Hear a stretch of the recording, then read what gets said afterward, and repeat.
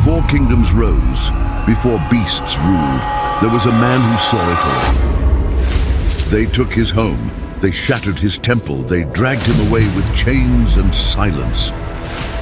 But he carried something they could not break, a fire born not of flesh, but of God.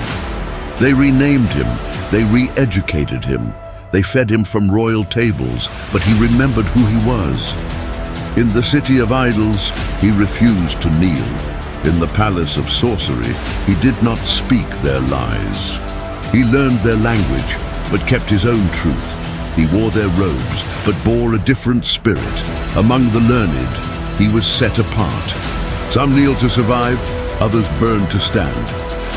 He spoke what others feared. He saw what others denied.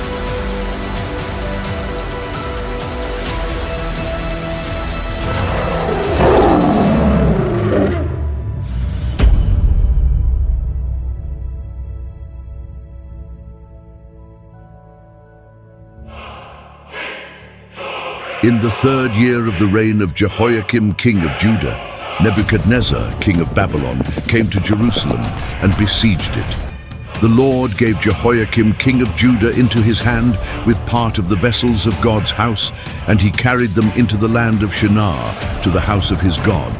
He brought the vessels into the treasure house of his God. The king spoke to Ashpenaz, the master of his eunuchs, that he should bring in some of the children of Israel, even of the royal offspring and of the nobles, youths in whom was no defect, but well-favored, skillful in all wisdom, endowed with knowledge, understanding science, and such as had ability to serve in the king's palace, and that he should teach them the learning and the language of the Chaldeans. The king appointed for them a daily portion of the king's delicacies and of the wine which he drank, and that they should be nourished 3 years, that at its end they should serve before the king. Now among these were of the children of Judah, Daniel, Hananiah, Mishael, and Azariah. The prince of the eunuchs gave names to them. To Daniel he gave the name Belteshazzar, and to Hananiah Shadrach, and to Mishael Meshach, and to Azariah Abednego. But Daniel purposed in his heart that he would not defile himself with the king's delicacies, nor with the wine which he drank. Therefore he requested of the prince of the eunuchs that he might not defile himself. Now God made Daniel find kindness and compassion in the sight of the prince of the eunuchs. The prince of the eunuchs said to Daniel, "I fear my lord the king, who has appointed your food and your drink. For why should he see your faces worse looking than the youths who are of your own age? Then you would endanger my head with the king." Then Daniel said to the steward whom the prince of the eunuchs had appointed over Daniel, Hananiah, Mishael, and Azariah, "Test your servants, I beg you, 10 days, and let them give us vegetables to eat and water to drink. Then let our faces be examined before you and the face of the youths who eat of the king's delicacies, and as you see, deal with your servants." So he listened to them in this matter and tested them for 10 days. At the end of 10 days, their faces appeared fairer and fatter in flesh than all the youths who ate of the king's delicacies. So the steward took away their delicacies and the wine that they were given to drink, and gave them vegetables. Now as for these 4 youths, God gave them knowledge and skill in all learning and wisdom. Daniel had understanding in all visions and dreams. At the end of the days, which the king had appointed for bringing them in, the prince of the eunuchs brought them in before Nebuchadnezzar. The king talked with them, and among them all none was found like Daniel, Hananiah, Mishael, and Azariah. Therefore they served before the king. In every matter of wisdom and understanding concerning which the king inquired of them, he found them 10 times better than all the magicians and enchanters who were in all his realm. Daniel continued even to the 1st year of King Cyrus. In the 2nd year of the reign of Nebuchadnezzar, Nebuchadnezzar dreamed dreams, and his spirit was troubled, and his sleep went from him. Then the king commanded the magicians, the enchanters, the sorcerers, and the Chaldeans to tell the king his dreams. So they came in and stood before the king. The king said to them, "I have dreamed a dream, and my spirit is troubled to know the dream." Then the Chaldeans spoke to the king in the Syrian language. "O king, live forever. Tell your servants the dream, and we will show the interpretation." The king answered the Chaldeans, "The thing has gone from me. If you don't make known to me the dream and its interpretation, you will be cut in pieces, and your houses will be made a dunghill. But if you show the dream and its interpretation, you will receive from me gifts, rewards, and great honor. Therefore show me the dream and its interpretation." They answered the second time and said, "Let the king tell his servants the dream, and we will show the interpretation." The king answered, "I know of a certainty that you are trying to gain time, because you see the thing has gone from me. But if you don't make known to me the dream, there is but one decree for you. For you have prepared lying and corrupt words to speak before me until the time is changed. Therefore tell me the dream, and I will know that you can show me its interpretation." The Chaldeans answered before the king and said, "There is not a man on the earth who can show the king's matter, because no king, lord, or ruler has asked such a thing of any magician, enchanter, or Chaldean. It is a rare thing that the king requires, and there is no other who can show it before the king except the gods, whose dwelling is not with flesh." Because of this, the king was angry and very furious, and commanded that all the wise men of Babylon be destroyed. So the decree went out, and the wise men were to be slain. They sought Daniel and his companions to be slain. Then Daniel returned answer with counsel and prudence to Arioch, the captain of the king's guard, who had gone out to kill the wise men of Babylon. He answered Arioch, the king's captain, "Why is the decree so urgent from the king?" Then Arioch made the thing known to Daniel. Daniel went in and requested of the king that he would give him time, that he might show the king the interpretation. Then Daniel went to his house and made the thing known to Hananiah, Mishael, and Azariah, his companions, that they would desire mercies of the God of heaven concerning this secret, so that Daniel and his companions would not perish with the rest of the wise men of Babylon. Then the secret was revealed to Daniel in a vision of the night. Then Daniel blessed the God of heaven. Daniel answered, "Blessed be the name of God forever and ever, for wisdom and might are his. He changes the times and the seasons. He removes kings and sets up kings. He gives wisdom to the wise and knowledge to those who have understanding. He reveals the deep and secret things. He knows what is in the darkness, and the light dwells with him. I thank you and praise you, you God of my fathers, who have given me wisdom and might, and have now made known to me what we desired of you, for you have made known to us the king's matter." Therefore Daniel went in to Arioch, whom the king had appointed to destroy the wise men of Babylon. He went and said this to him, "Don't destroy the wise men of Babylon. Bring me in before the king, and I will show to the king the interpretation." Then Arioch brought in Daniel before the king in haste, and said this to him, "I have found a man of the children of the captivity of Judah, who will make known to the king the interpretation." The king answered Daniel, whose name was Belteshazzar, "Are you able to make known to me the dream which I have seen and its interpretation?" Daniel answered before the king and said, "The secret which the king has demanded can't be shown to the king by wise men, enchanters, magicians, or soothsayers. But there is a God in heaven who reveals secrets, and he has made known to the king Nebuchadnezzar what will be in the latter days.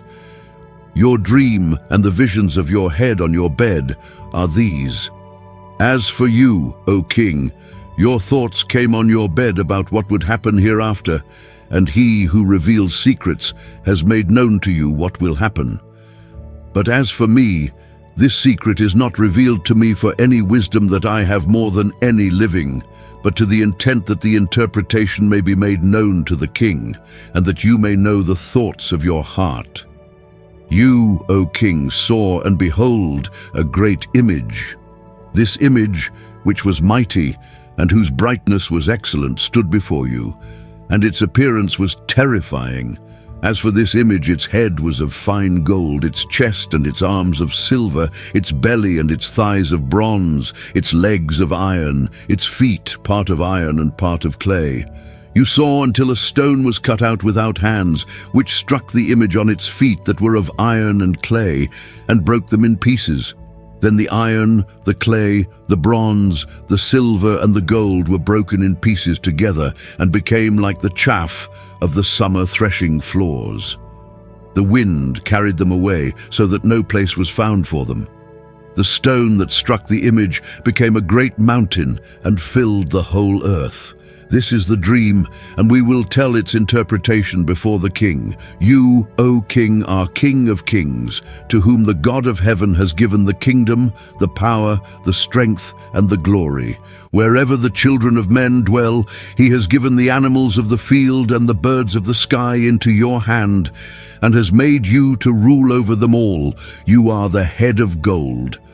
After you, another kingdom will arise that is inferior to you, and another third kingdom of bronze, which will rule over all the earth. The fourth kingdom will be strong as iron, because iron breaks in pieces and subdues all things.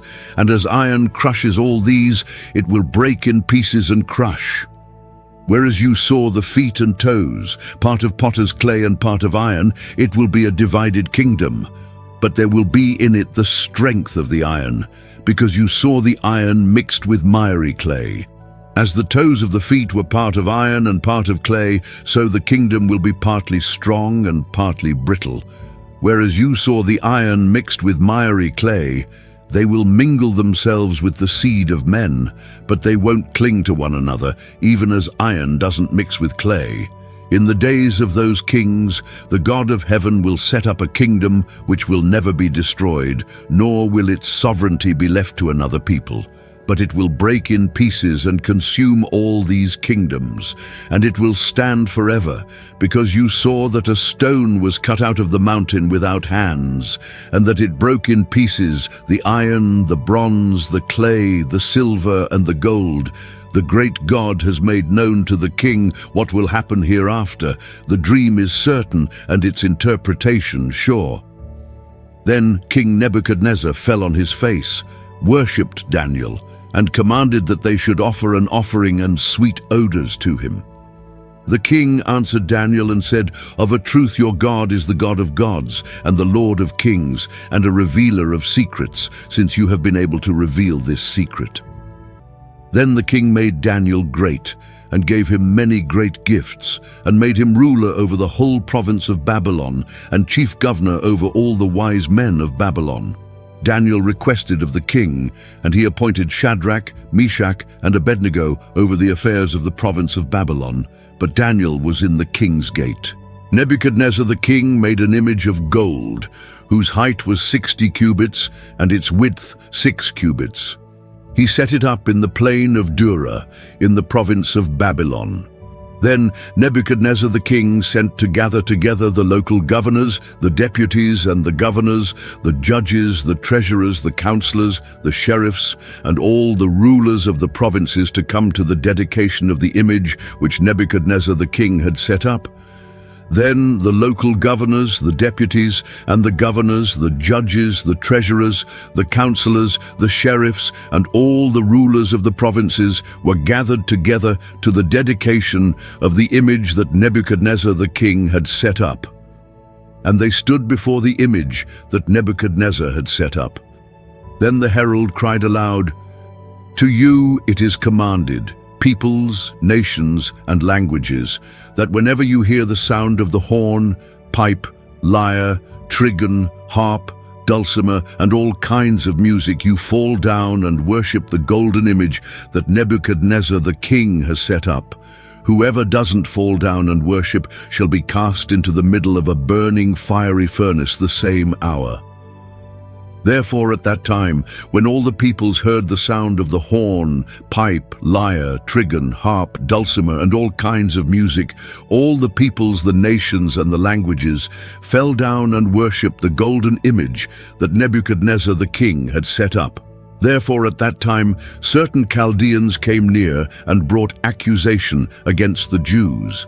They answered Nebuchadnezzar the king, "O king, live forever. You, O king, have made a decree that every man who hears the sound of the horn, pipe, lyre, trigon, harp, dulcimer, and all kinds of music shall fall down and worship the golden image. And whoever doesn't fall down and worship shall be cast into the middle of a burning fiery furnace. There are certain Jews whom you have appointed over the affairs of the province of Babylon, Shadrach, Meshach, and Abednego. These men, O king, have not respected you. They don't serve your gods and don't worship the golden image which you have set up."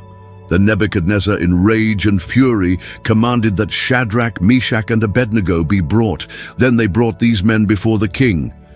Nebuchadnezzar answered them, "Is it on purpose, Shadrach, Meshach, and Abednego, that you don't serve my God, nor worship the golden image which I have set up?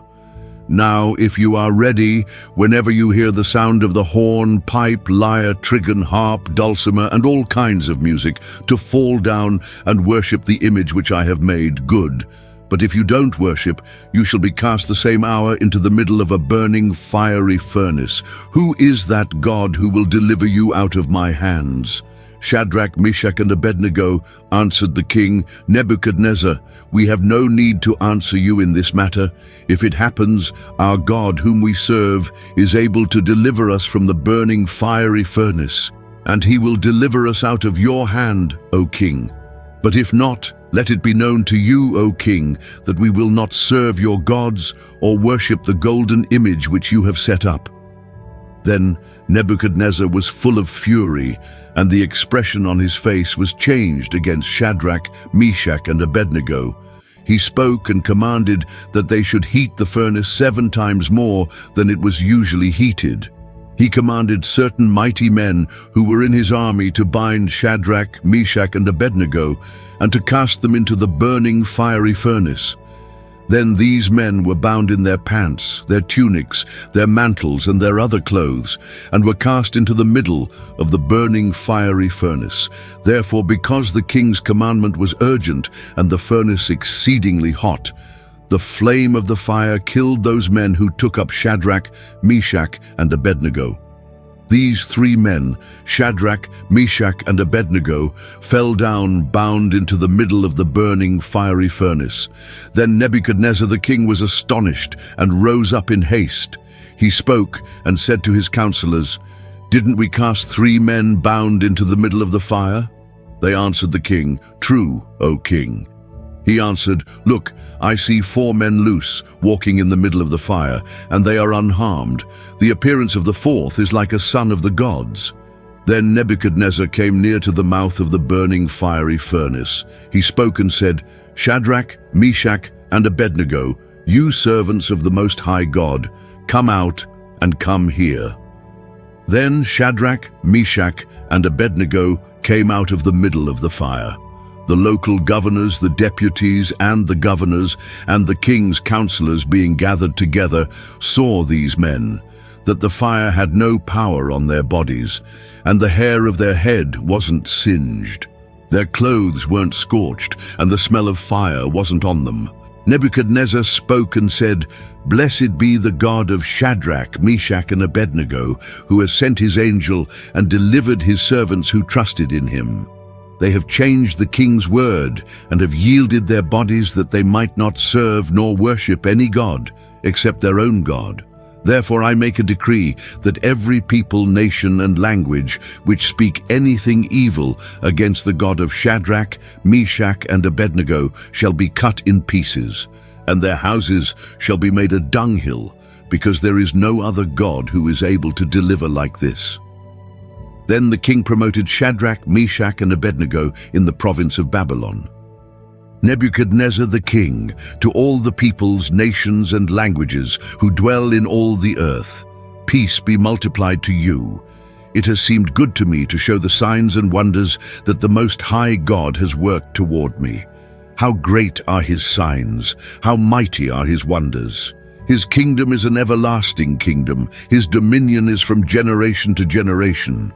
I, Nebuchadnezzar, was at rest in my house and flourishing in my palace. I saw a dream which made me afraid, and the thoughts on my bed and the visions of my head troubled me. Therefore I made a decree to bring in all the wise men of Babylon before me, that they might make known to me the interpretation of the dream. Then the magicians, the enchanters, the Chaldeans, and the soothsayers came in, and I told the dream before them, but they didn't make known to me its interpretation. But at the last, Daniel came in before me, whose name was Belteshazzar, according to the name of my God, and in whom is the spirit of the holy gods. I told the dream before him, saying, Belteshazzar, master of the magicians, because I know that the spirit of the holy gods is in you, and no secret troubles you. Tell me the visions of my dream that I have seen, and its interpretation. These were the visions of my head on my bed. I saw, and behold, a tree in the middle of the earth, and its height was great. The tree grew and was strong. Its height reached to the sky, and its height to the end of all the earth. The leaves of it were beautiful, and it had much fruit. In it was food for all. The animals of the field had shade under it. The birds of the sky lived in its branches, and all flesh was fed from it. I saw in the visions of my head on my bed, and behold, a holy watcher came down from the sky. He cried aloud and said this, Cut down the tree and cut off its branches, shake off its leaves and scatter its fruit. Let the animals get away from under it and the birds from its branches. Nevertheless, leave the stump of its roots in the earth, even with a band of iron and brass, in the tender grass of the field. Let it be wet with the dew of the sky. Let his portion be with the animals in the grass of the earth. Let his heart be changed from man's, and let an animal's heart be given to him, and let 7 times pass over him. The sentence is by the decree of the watchers, and the demand by the word of the holy ones, to the intent that the living may know that the Most High rules in the kingdom of men and gives it to whomever he will, and sets up over it the lowest of men. This dream I, King Nebuchadnezzar, have seen. You, Belteshazzar, declare the interpretation, because all the wise men of my kingdom are not able to make known to me the interpretation. But you are able, for the spirit of the holy gods is in you. Then Daniel, whose name was Belteshazzar, was astonished for a while, and his thoughts troubled him. The king answered, Belteshazzar, don't let the dream or the interpretation trouble you. Belteshazzar answered, My lord, may the dream be for those who hate you, and its interpretation to your adversaries. The tree that you saw, which grew and was strong, whose height reached to the sky and its sight to all the earth, whose leaves were beautiful, and it had much fruit, and in it was food for all, under which the animals of the field lived, and on whose branches the birds of the sky had their habitation. It is you, O king, who have grown and become strong, for your greatness has grown and reaches to the sky, and your dominion to the end of the earth.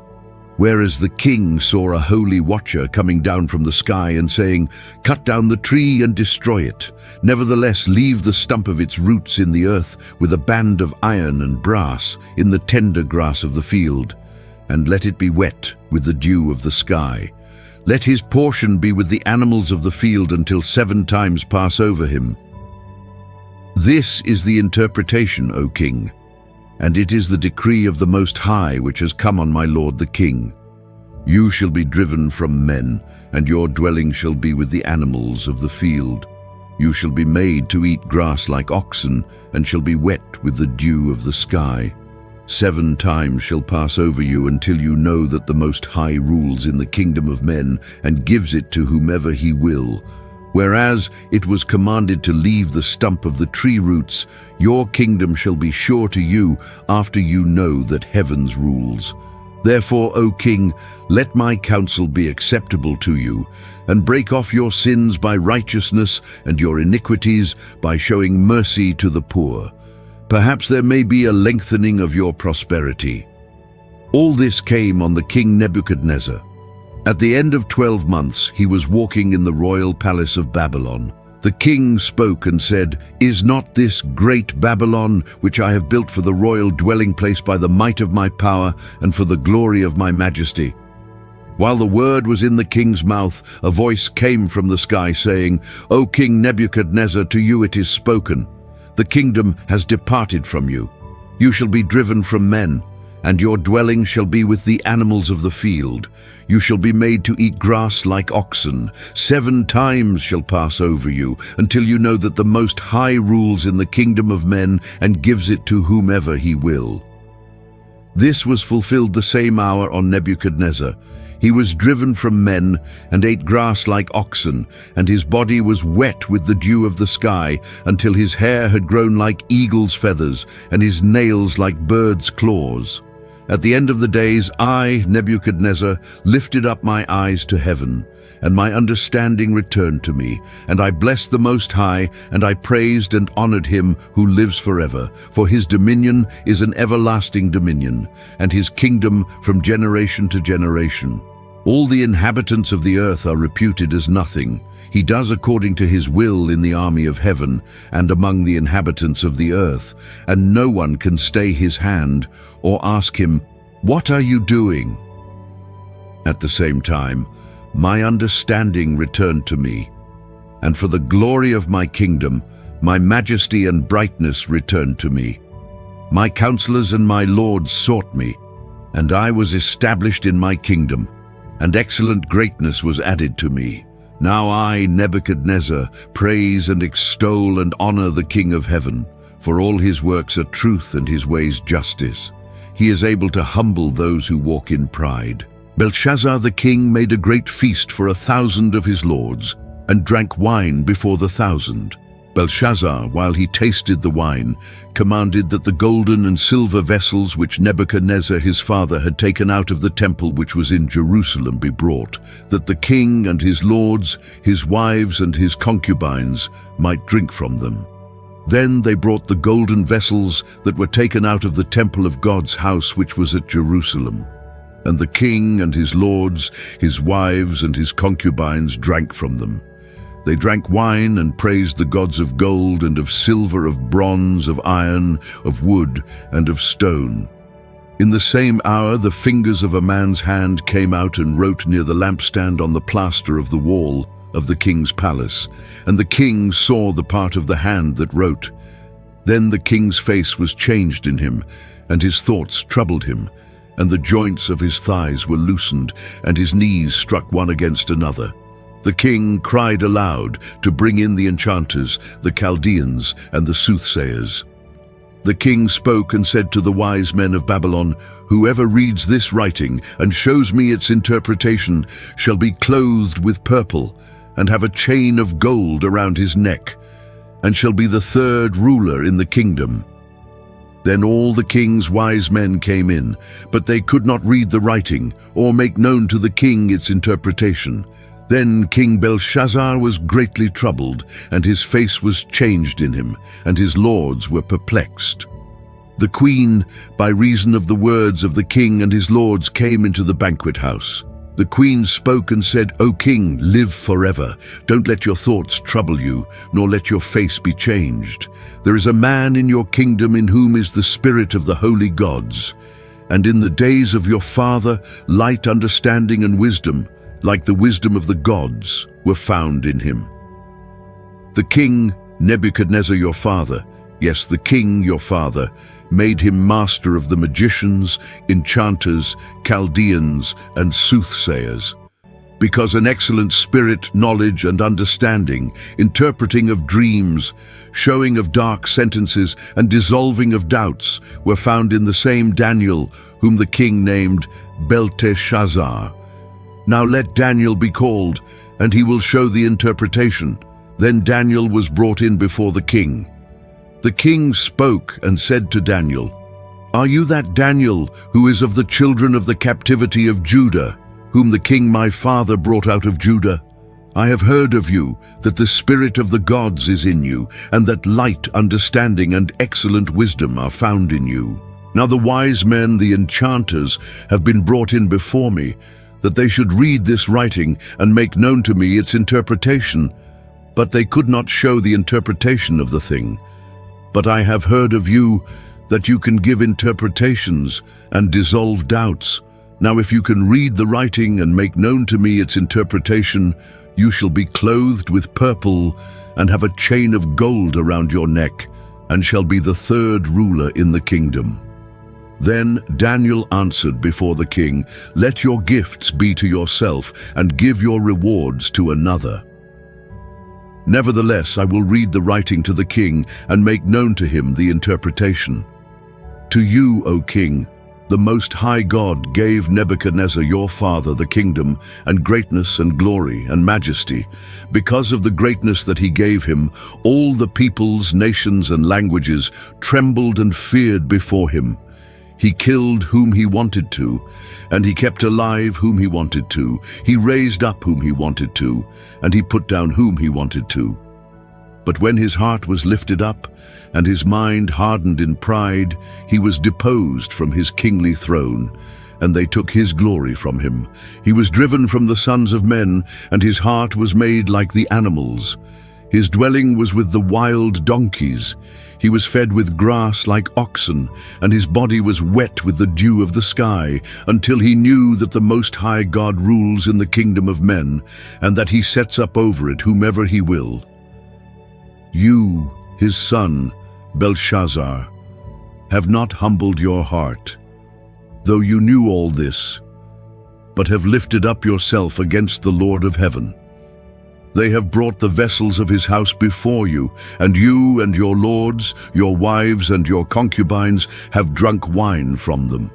You have praised the gods of silver and gold, of bronze, iron, wood, and stone, which don't see, know, or hear, and you have not glorified the God in whose hand your breath is, and whose are all your ways. Then the part of the hand was sent from before him, and this writing was inscribed. This is the writing that was inscribed, Mene, Mene, Tekel, Upharsin. This is the interpretation of the thing, Mene. God has counted your kingdom and brought it to an end. Tekel, you are weighed in the balances and are found wanting. Peres, your kingdom is divided and given to the Medes and Persians. Then Belshazzar commanded, and they clothed Daniel with purple and put a chain of gold about his neck, and proclaimed concerning him that he should be the third ruler in the kingdom. In that night, Belshazzar the Chaldean king was slain. Darius the Mede received the kingdom, being about 62 years old. It pleased Darius to set over the kingdom 120 local governors, who should be throughout the whole kingdom, and over them 3 presidents, of whom Daniel was one, that these local governors might give account to them, and that the king should suffer no loss. Then this Daniel was distinguished above the presidents and the local governors, because an excellent spirit was in him, and the king planned to set him over the whole realm. Then the presidents and the local governors sought to find occasion against Daniel concerning the kingdom, but they could find no occasion or fault, because he was faithful. There wasn't any error or fault found in him. Then these men said, "We won't find any occasion against this Daniel unless we find it against him concerning the law of his God." Then these presidents and local governors assembled together to the king and said this to him, "King Darius, live forever. All the presidents of the kingdom, the deputies and the local governors, the counselors and the governors have consulted together to establish a royal statute and to make a strong decree that whoever asks a petition of any god or man for 30 days, except of you, O king, shall be cast into the den of lions. Now, O king, establish the decree and sign the writing, that it not be changed according to the law of the Medes and Persians, which doesn't alter." Therefore King Darius signed the writing and the decree. When Daniel knew that the writing was signed, he went into his house. Now his windows were open in his room toward Jerusalem. And he knelt on his knees 3 times a day and prayed and gave thanks before his God, as he did before. Then these men assembled together and found Daniel making petition and supplication before his God. Then they came near and spoke before the king concerning the king's decree. Haven't you signed a decree that every man who makes a petition to any god or man within 30 days, except to you, O king, shall be cast into the den of lions? The king answered, This thing is true according to the law of the Medes and Persians, which doesn't alter. Then they answered and said before the king, That Daniel, who is of the children of the captivity of Judah, doesn't respect you, O king, or the decree that you have signed, but makes his petition 3 times a day. Then the king, when he heard these words, was very displeased, and set his heart on Daniel to deliver him. And he labored until the going down of the sun to rescue him. Then these men assembled together to the king, and said to the king, Know, O king, that it is a law of the Medes and Persians that no decree nor statute which the king establishes may be changed. Then the king commanded, and they brought Daniel and cast him into the den of lions.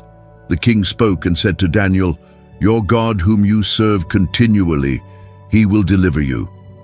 A stone was brought and laid on the mouth of the den, and the king sealed it with his own signet and with the signet of his lords, that nothing might be changed concerning Daniel. Then the king went to his palace and passed the night fasting. No musical instruments were brought before him, and his sleep fled from him. Then the king arose very early in the morning and went in haste to the den of lions. When he came near to the den to Daniel, he cried with a troubled voice. The king spoke and said to Daniel, Daniel, servant of the living God, is your God, whom you serve continually, able to deliver you from the lions? Then Daniel said to the king, O king, live forever. My God has sent his angel and has shut the lions' mouths, and they have not hurt me, because as before him innocence was found in me, and also before you, O king, I have done no harm. Then the king was exceedingly glad, and commanded that they should take Daniel up out of the den. So Daniel was taken up out of the den, and no kind of harm was found on him, because he had trusted in his God. The king commanded, and they brought those men who had accused Daniel, and they cast them into the den of lions, them, their children and their wives. The lions mauled them and broke all their bones in pieces before they came to the bottom of the den. Then King Darius wrote to all the peoples, nations and languages who dwell in all the earth, Peace be multiplied to you. I make a decree that in all the dominion of my kingdom men tremble and fear before the God of Daniel. For he is the living God and steadfast forever. His kingdom is that which will not be destroyed. His dominion will be even to the end. He delivers and rescues. He works signs and wonders in heaven and in earth, who has delivered Daniel from the power of the lions. So this Daniel prospered in the reign of Darius and in the reign of Cyrus the Persian. In the first year of Belshazzar, king of Babylon, Daniel had a dream and visions of his head on his bed.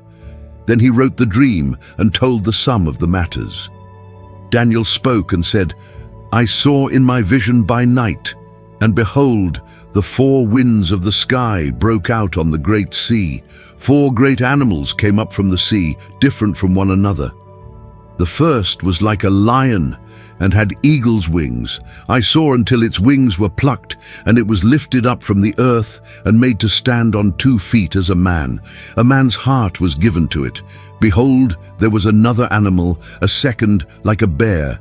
It was raised up on one side, and 3 ribs were in its mouth between its teeth. They said this to it, Arise, devour much flesh. After this I saw, and behold, another, like a leopard, which had on its back 4 wings of a bird. The animal also had 4 heads, and dominion was given to it. After this I saw in the night visions, and behold, a 4th animal, awesome and powerful and exceedingly strong. It had great iron teeth. It devoured and broke in pieces, and stamped the residue with its feet.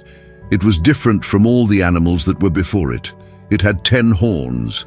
I considered the horns, and behold, another horn came up among them, a little one, before which 3 of the first horns were plucked up by the roots. Behold, in this horn were eyes like the eyes of a man, and a mouth speaking arrogant things. I watched until thrones were placed, and one who was ancient of days sat. His clothing was white as snow, and the hair of his head like pure wool. His throne was fiery flames, and its wheels burning fire. A fiery stream issued and came out from before him. Thousands of thousands ministered to him. 10,000 times 10,000 stood before him. The court was seated, and the books were opened.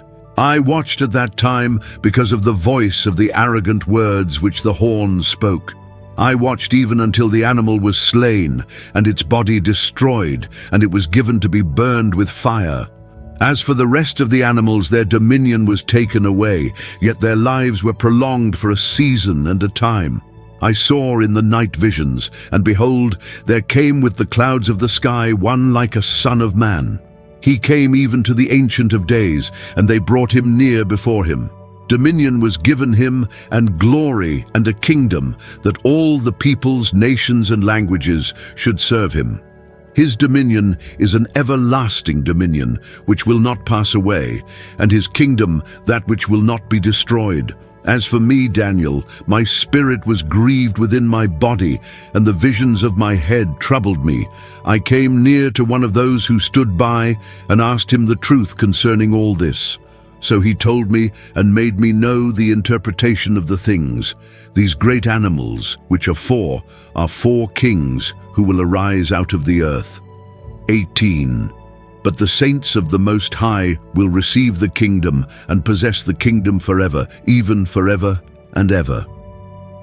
Then I desired to know the truth concerning the fourth animal, which was different from all of them, exceedingly terrible, whose teeth were of iron and its nails of bronze, which devoured, broke in pieces, and stamped the residue with its feet, and concerning the 10 horns that were on its head, and the other horn which came up, and before which 3 fell, even that horn that had eyes, and a mouth that spoke arrogant things, whose appearance was more stout than its fellows. I saw, and the same horn made war with the saints, and prevailed against them, until the Ancient of Days came, and judgment was given to the saints of the Most High, and the time came that the saints possessed the kingdom. So he said, the fourth animal will be a fourth kingdom on earth, which will be different from all the kingdoms, and will devour the whole earth, and will tread it down, and break it in pieces. As for the 10 horns, out of this kingdom 10 kings will arise, and another will arise after them. He will be different from the former, and he will put down 3 kings. He will speak words against the Most High, and will wear out the saints of the Most High. He will intend to change the times and the law, and they will be given into his hand until a time and times and half a time. But the judgment will be set, and they will take away his dominion, to consume and to destroy it to the end. The kingdom and the dominion and the greatness of the kingdoms under the whole sky will be given to the people of the saints of the Most High. His kingdom is an everlasting kingdom, and all dominions will serve and obey him. Here is the end of the matter. As for me, Daniel, my thoughts greatly troubled me, and my face turned pale, but I kept the matter in my heart. In the 3rd year of the reign of King Belshazzar, a vision appeared to me, even to me, Daniel, after that which appeared to me at the first. I saw the vision now. When I saw, I was in the citadel of Susa, which is in the province of Elam. I saw in the vision, and I was by the river Ulai. Then I lifted up my eyes and saw, and behold, a ram which had 2 horns stood before the river. The 2 horns were high, but one was higher than the other, and the higher came up last. I saw the ram pushing westward, northward, and southward. No animals could stand before him. There wasn't any who could deliver out of his hand, but he did according to his will, and magnified himself. As I was considering, behold, a male goat came from the west over the surface of the whole earth, and didn't touch the ground. The goat had a notable horn between his eyes. He came to the ram who had the 2 horns, which I saw standing before the river, and ran on him in the fury of his power. I saw him come close to the ram, and he was moved with anger against him. He struck the ram and broke his 2 horns. There was no power in the ram to stand before him, but he cast him down to the ground and trampled on him. There was no one who could deliver the ram out of his hand. The male goat magnified himself exceedingly.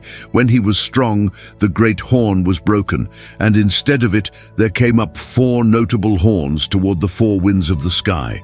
Out of one of them came out a little horn, which grew exceedingly great toward the south, toward the east, and toward the glorious land. It grew great even to the army of the sky, and it cast down some of the army and of the stars to the ground and trampled on them. Yes, it magnified itself, even to the prince of the army, and it took away from him the continual burnt offering. The place of his sanctuary was cast down. The army was given over to it, together with the continual burnt offering through disobedience. It cast down truth to the ground, and it did its pleasure and prospered. Then I heard a Holy One speaking. And another Holy One said to that certain one who spoke, "How long will the vision about the continual burnt offering and the disobedience that makes desolate, to give both the sanctuary and the army to be trodden under foot be?" He said to me, "To 2,300 evenings and mornings, then the sanctuary will be cleansed." When I, even I, Daniel, had seen the vision, I sought to understand it. Then behold, there stood before me someone with the appearance of a man. I heard a man's voice between the banks of the Ulai, which called and said, "Gabriel, make this man understand the vision." So he came near where I stood, and when he came I was frightened and fell on my face. But he said to me, "Understand, Son of Man, for the vision belongs to the time of the end." Now, as he was speaking with me, I fell into a deep sleep with my face toward the ground, but he touched me and set me upright. He said, "Behold, I will make you know what will be in the latter time of the indignation, for it belongs to the appointed time of the end. The ram which you saw, that had the 2 horns, they are the kings of Media and Persia. The rough male goat is the king of Greece. The great horn that is between his eyes is the first king. As for that which was broken, in the place where 4 stood up, 4 kingdoms will stand up out of the nation, but not with his power. In the latter time of their kingdom, when the transgressors have come to the full, a king of fierce face and understanding dark sentences will stand up. His power will be mighty, but not by his own power. He will destroy awesomely and will prosper and do his pleasure. He will destroy the mighty ones and the holy people. Through his policy, he will cause deceit to prosper in his hand. He will magnify himself in his heart, and he will destroy many in their security. He will also stand up against the Prince of Princes, but he will be broken without hand. The vision of the evenings and mornings which has been told is true, but seal up the vision, for it belongs to many days to come. I, Daniel, fainted and was sick for some days. Then I rose up and did the king's business. I wondered at the vision, but no one understood it. In the 1st year of Darius, the son of Ahasuerus, of the offspring of the Medes, who was made king over the realm of the Chaldeans, in the 1st year of his reign, I, Daniel, understood by the books the number of the years about which Yahweh's word came to Jeremiah the prophet for the accomplishing of the desolations of Jerusalem, even 70 years. I set my face to the Lord God to seek by prayer and petitions with fasting and sackcloth and ashes. I prayed to Yahweh my God and made confession and said, "O Lord, the great and dreadful God who keeps covenant and loving kindness with those who love him and keep his commandments, we have sinned and have dealt perversely and have done wickedly and have rebelled, even turning aside from your precepts and from your ordinances. We haven't listened to your servants the prophets, who spoke in your name to our kings, our princes, and our fathers, and to all the people of the land. Lord, righteousness belongs to you, but to us confusion of face, as it is today, to the men of Judah, and to the inhabitants of Jerusalem, and to all Israel, who are near and who are far off, through all the countries where you have driven them, because of their trespass, that they have trespassed against you. Lord, to us belongs confusion of face, to our kings, to our princes, and to our fathers, because we have sinned against you. To the Lord our God belong mercies and forgiveness, for we have rebelled against him. We haven't obeyed Yahweh, our God's voice, to walk in his laws, which he set before us by his servants, the prophets. Yes, all Israel have transgressed your law, turning aside that they should not obey your voice. Therefore the curse and the oath written in the law of Moses, the servant of God, has been poured out on us, for we have sinned against him. He has confirmed his words, which he spoke against us and against our judges who judged us, by bringing on us a great evil. For under the whole sky such has not been done as has been done to Jerusalem. As it is written in the law of Moses, all this evil has come on us, yet we have not entreated the favor of Yahweh our God, that we should turn from our iniquities and have discernment in your truth. Therefore Yahweh has watched over the evil and brought it on us. For Yahweh our God is righteous in all his works which he does, and we have not obeyed his voice. Now, Lord our God, who has brought your people out of the land of Egypt with a mighty hand, and has made yourself a name, as it is today, we have sinned, we have done wickedly. Lord, according to all your righteousness, please let your anger and your wrath be turned away from your city Jerusalem, your holy mountain, because for our sins and for the iniquities of our fathers, Jerusalem and your people have become a reproach to all who are around us. Now therefore, our God, listen to the prayer of your servant and to his petitions, and cause your face to shine on your sanctuary that is desolate for the Lord's sake. My God, turn your ear and hear. Open your eyes and see our desolations and the city which is called by your name, for we do not present our petitions before you for our righteousness, but for your great mercy's sake. Lord, hear. Lord, forgive. Lord, listen and do. Don't defer for your own sake, my God, because your city and your people are called by your name.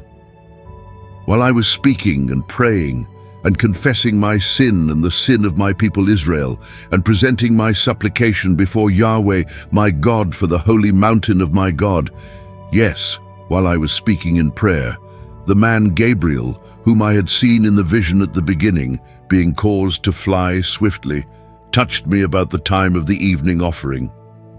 He instructed me and talked with me and said, Daniel, I have now come to give you wisdom and understanding. At the beginning of your petitions the commandment went out, and I have come to tell you, for you are greatly beloved. Therefore consider the matter and understand the vision. 70 weeks are decreed on your people and on your holy city, to finish disobedience, and to make an end of sins, and to make reconciliation for iniquity, and to bring in everlasting righteousness, and to seal up vision and prophecy, and to anoint the most holy. Know therefore and discern, that from the going out of the commandment to restore and to build Jerusalem to the Anointed One, the Prince, will be 7 weeks and 62 weeks. It will be built again with street and moat, even in troubled times. After the 62 weeks, the Anointed One will be cut off and will have nothing.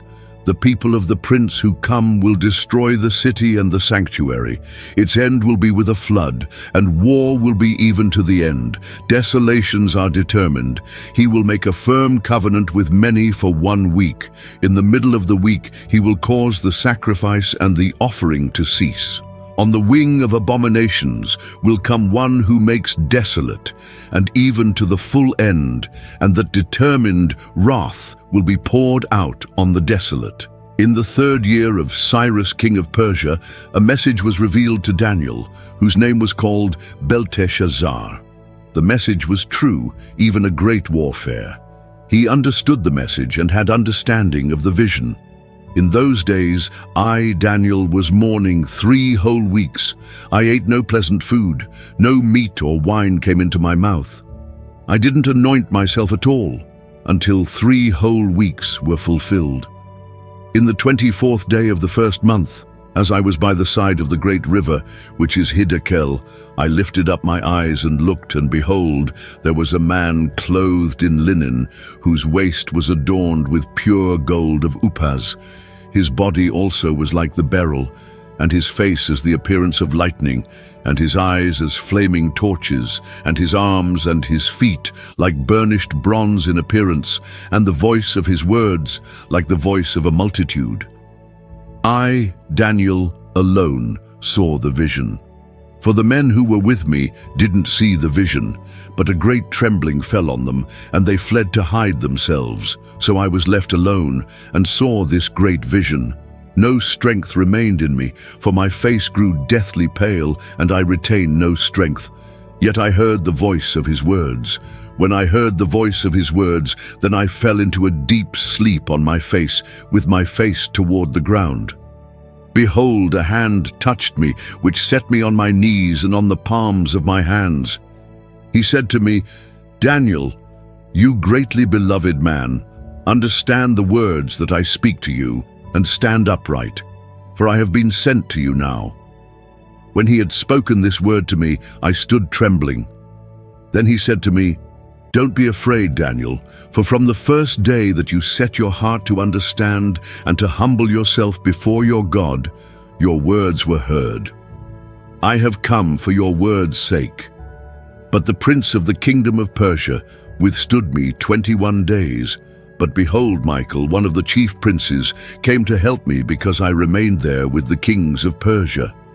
Now I have come to make you understand what will happen to your people in the latter days, for the vision is yet for many days. When he had spoken these words to me, I set my face toward the ground and was mute. Behold, one in the likeness of the sons of men touched my lips. Then I opened my mouth and spoke, and said to him who stood before me, My Lord, by reason of the vision my sorrows have passed on me, and I retain no strength. For how can the servant of this my Lord talk with this my Lord? For as for me, immediately there remained no strength in me, there was no breath left in me. Then one like the appearance of a man touched me again, and he strengthened me. He said, Greatly beloved man, don't be afraid. Peace be to you, be strong, yes, be strong. When he spoke to me, I was strengthened and said, Let my Lord speak, for you have strengthened me. Then he said, Do you know why I have come to you? Now I will return to fight with the prince of Persia. When I go out, behold, the prince of Greece will come. But I will tell you that which is inscribed in the writing of truth. There is no one who holds with me against these but Michael your prince. As for me, in the first year of Darius the Mede, I stood up to confirm and strengthen him. Now I will show you the truth.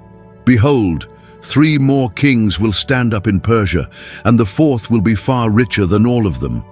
When he has grown strong through his riches, he will stir up all against the realm of Greece.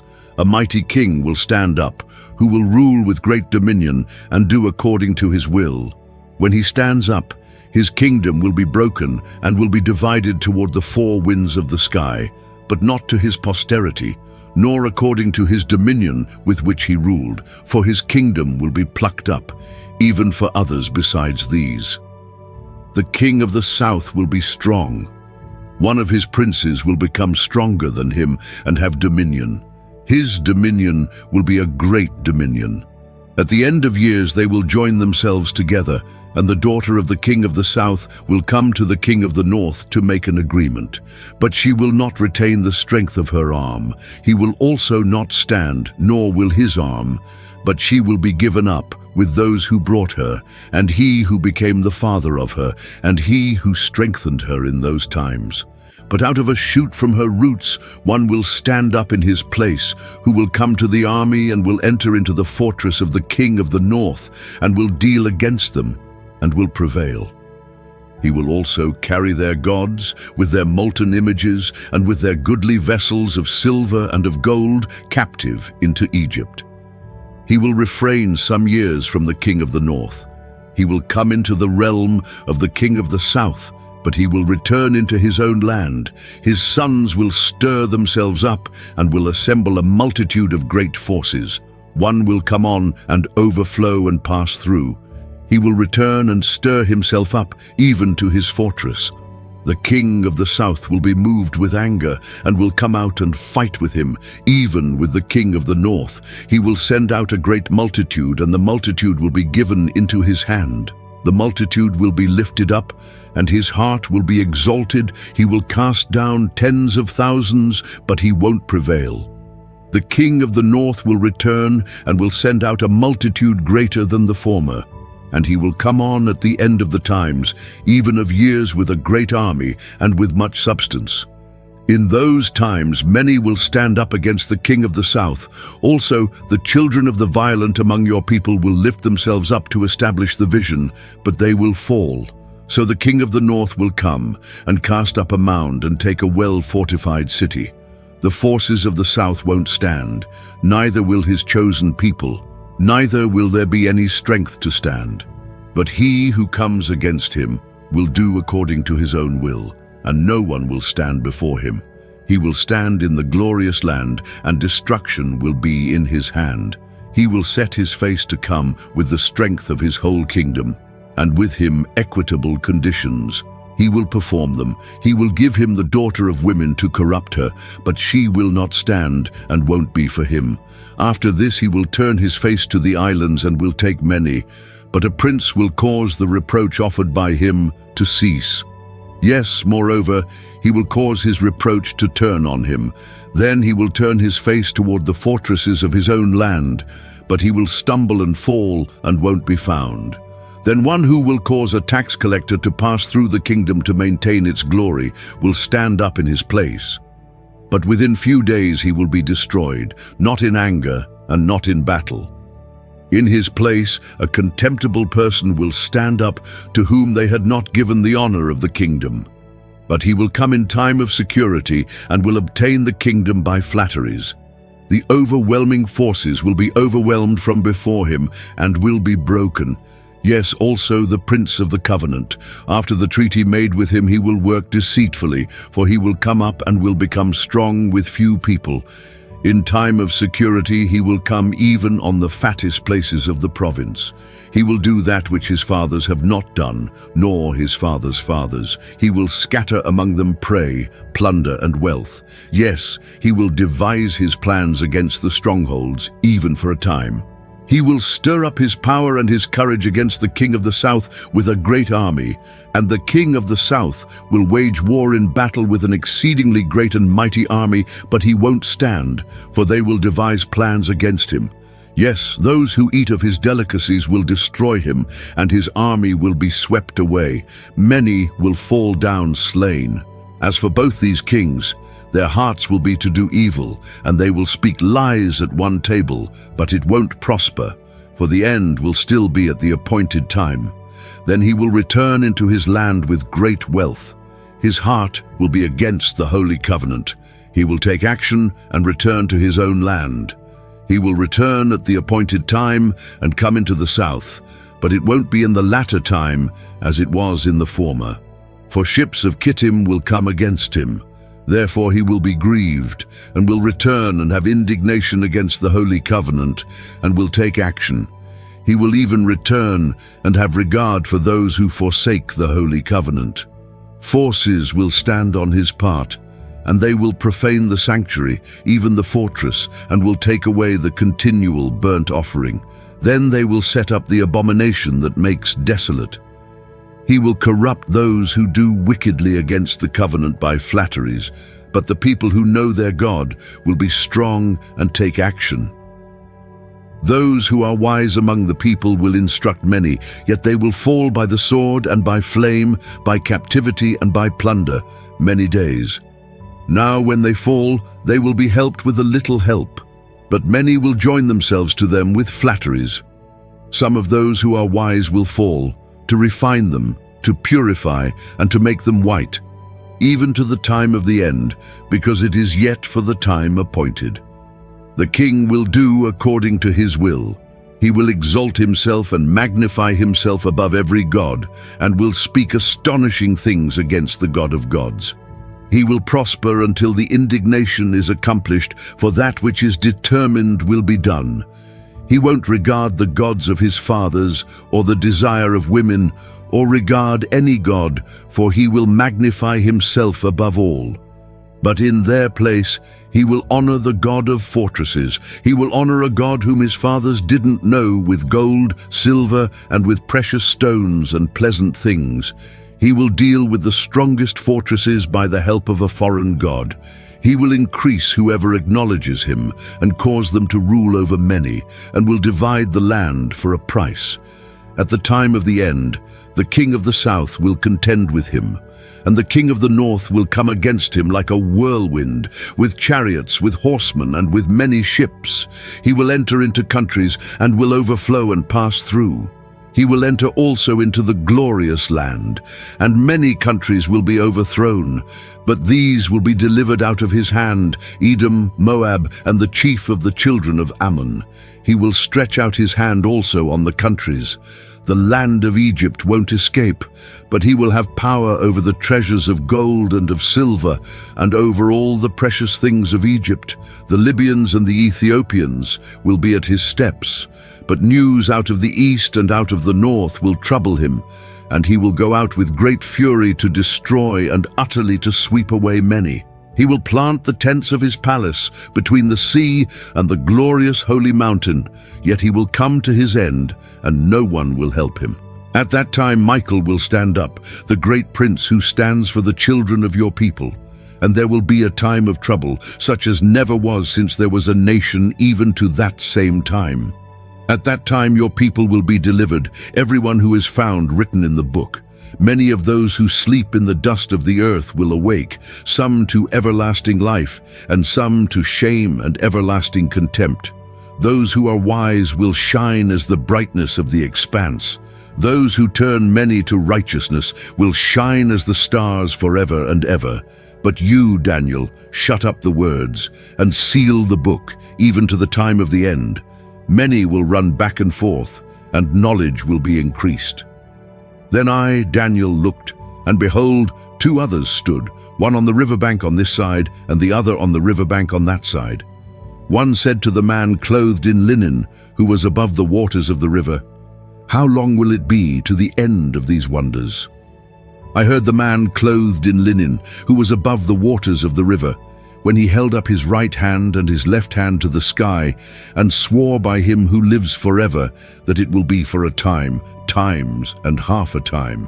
And when they have finished breaking in pieces the power of the holy people, all these things will be finished. I heard, but I didn't understand. Then I said, "My Lord, what will be the outcome of these things?" He said, "Go your way, Daniel, for the words are shut up and sealed until the time of the end. Many will be purified, made white and refined, but the wicked will do wickedly, and none of the wicked will understand, but those who are wise will understand. From the time that the continual burnt offering is taken away and the abomination that makes desolate is set up, there will be 1,290 days. Blessed is he who waits and comes to the 1,335 days. But go your way until the end, for you will rest and will stand in your lot at the end of the days." If this reading of the entire book of Daniel blessed you, don't just watch, become part of the mission. Help us spread God's word across the nations. Share this video with friends, family, and anyone who needs encouragement from Scripture. Subscribe so you won't miss the next journey through God's word. And most of all, let these prophecies remind you, God is in control of history, kingdoms rise and fall, but his kingdom is forever. Comment below. What chapter impacted you the most? What vision do you want explained next? May the wisdom of Daniel strengthen you. May the God who shut the lions' mouths guard you. And may the hope of everlasting life shine upon you. Stand firm in your faith, for just as Daniel endured, so too will you. Thank you for being part of this mission.